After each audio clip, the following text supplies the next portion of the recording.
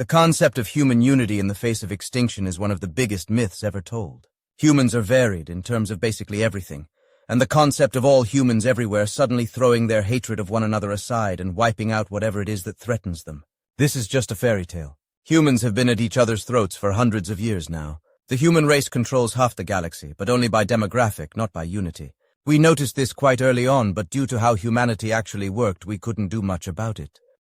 Variance of factional lines also meant variance of doctrine, strategy, and weaponry. The smarter empires watched and waited while lesser empires attacked and expended themselves. Human unity is indeed a myth, even in the face of extinction, but the human spirit that is not a myth. The Imakandi learned that lesson the hard way when they attacked a colony world. Human unity, at least in practice, proved invisible or intangible at the time as a nearby fleet didn't respond. They didn't need to, as it turned out. The local defense units fought back with such ferocity that the Imakandi invaders suffered 70% casualties and retreated. Humans responded by opening negotiations. The Imakandi refused. Human war fleets then swarmed the fledgling empire and burned it to the ground.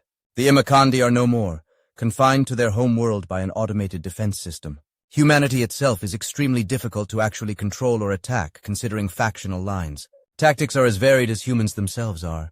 You will attack one faction and win because that faction uses bad tactics. You will think you found a goldmine of new slaves or people to your armies, only for your war fleets to be completely destroyed when you go for the next one with tactics you couldn't have thought of.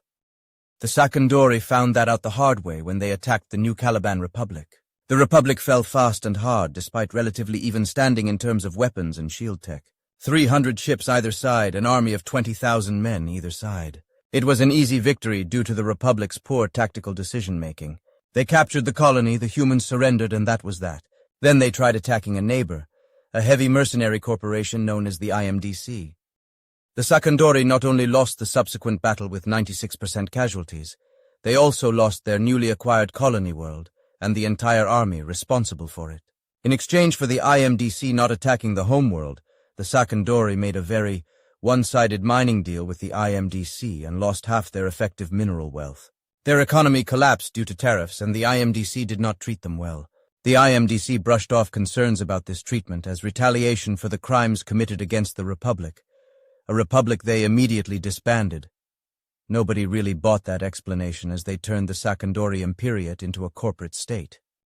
Larger empires began looking into the myth of human unity and started coming up with strategies and tactics to figure out how to deal with them. Watching smaller empires win small battles due to tactical advantage, only to then be smashed to pieces by the retaliation either by smarter tactics or massive numbers. Then the inverse, watching small empires with larger fleets winning victory after victory due to massed numbers, then getting summarily annihilated by a fleet a tenth their size. There seemed to be no real pattern to human activity. Factions shifted and changed according to the local voting base, rather than anything actually tangible. Then the Saranai arrived on the scene, a huge empire on the fringes of the galaxy with the largest, strongest, and most numerous ships in the universe. They found humans, fractured and warlike, and assumed they would be an easy conquest. As it turned out, it was in fact an easy conquest as the Saranai had both numbers, quality of arms, and tactical advantage over a fractured humanity. Human civilization covered half the galaxy, true, but the largest human faction consisted of a faction with maybe 20 or so star systems on the far fringes of space. Human empires didn't last long after that. It took them a year to gain control of a quarter of the galaxy. The Saranai's fleet compositions, technological prowess, and military tactics were able to compensate for humanity's lack of unity. A unified front would have put up a decent enough fight. They would have been able to fight back or even win the war in its entirety. But alas, human unity is a myth. And now we have to talk about the Sons of Black Eden, or simply the Sobe, a faction directly on our borders and described by other humans as crazy cultists. They are a religious group of strange fanatics that worship some kind of ideal known as the Machine God or the Mechaniciah. And before you ask, they are not the cult Mechanicus, whatever that is. They vehemently deny they stole anything from 40K. Again, whatever that is.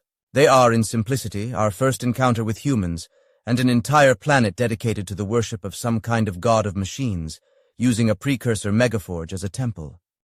Apparently they worship the forge, which is a piece of precursor tech that's nothing really more than a heavy furnace. It is quite potent technology from the old ones, of course, but modern systems, some of which were based on the forge, are a lot more potent and efficient than that.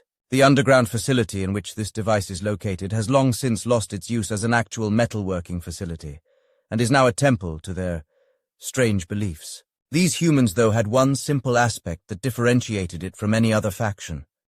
Their ships are planet killers. The entire cult has a fixation with technological and scientific advancement, mixed with a religious fervor to build as much as possible, as fast as possible, to expand the will of the machine. As a consequence of this abnormal fixation with machinery and tech advancement, they are highly secretive, highly dangerous, and build ships that are 10 times the size of the galactic average with weapons that could wipe out entire fleets. They also have some kind of twisted, strange variation of justice and fairness. So here is where the crux of the story comes in. At the point where it mattered, the Saranai suffered their first major defeat at the hands of a human empire known as the Red Sand Coalition. The Saranai decided to use a flanking move to try catch their opponents off guard. A very good tactic, were it not for the fact that their flank point was the Temple of the Forge. The Saranai fleet arrived, announcing their intentions to conquer all humanity.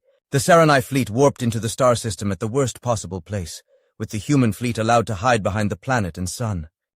Saranai opened communication channels. That was the worst mistake they ever made. The exchange would go down in history as the dumbest political decision ever made by a sapient life form. We had the lucky happenstance of being in the star system at the time when a fleet of 2,000 warships appeared on the horizon, and began a speech as soon as they were in orbit of the strangely large space station. The Saranai declared all humans shall be slaves. The Soba believe slavery is a violation of the highest order. Free will is the right of any sapient. The Saranai declared all human property belongs to us. The Soba believe that all who make their own things deserve the right to keep them.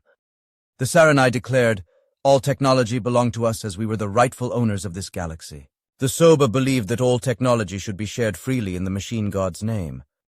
The Saranai started to explain their views on human children and how they made a good labor force.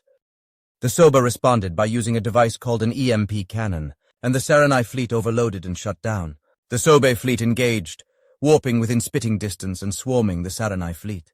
We watched from our spot in a state of terror as the Saranai fleet was systematically disassembled by a swarm of salvagers, welders, and cutting drones, while other ships used the disabled fleet as target practice, those ships either receiving holes straight through or being vaporized into dust. The flagship, however, suffered the worst fate. All comms channels suddenly cut to the sound of the Great Smith, their leader.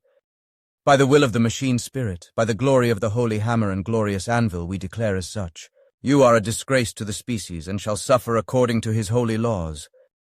Those who engage in slavery shall be lobotomized and shall serve as the meat shield of our holy bulwark. Those who engage in theft shall have all they own taken from them and given to those who have none. Those who harm children shall be sterilized and the future will be brighter, knowing they cannot influence it. Those who steal technology shall, in his holy name, be cast back to the oblivion of rock and wood. This we declare. As promised, the Sobi fleet released the most horrific thing we had ever seen, and hopefully would never see again. The Sons of Black Eden, a name which now lives in infamy. The Saranai Imperium lasted less than a year after this, with every planet they took, returned to its previous occupants and its occupiers punished in some of the most vicious ways possible. Those who kept slaves, lobotomized and repurposed for war with cybernetics, forced in a fully conscious and aware state to act as meat shields for the Sob's armies. The horrific process of these poor bastards being systematically hunted down, strapped to a hospital gurney, then put on an assembly line that tore off their limbs, ripped out part of their brains, then replaced the lost parts with machine tech. The most infamous photograph ever taken was the sight of a recently converted Saranai slave master, forced to use a flamethrower on his own house while a tear ran down his cheek. Any Saranai official or private citizen that stole any artifact or destroyed any historical article had their property seized and destroyed. Accounts wiped, land salted, and home burned down. When the Sobe finally arrived at the Saranai homeworld, they ignored pleas of surrender and blanketed the planet in a barrage of EMP bursts. Then the Sobe began a campaign of destruction that left all industry and technology in flames and ruins. The punishment for stealing tech was apparently the Sobe sending you back to the Stone Age. The punishment for harming human children.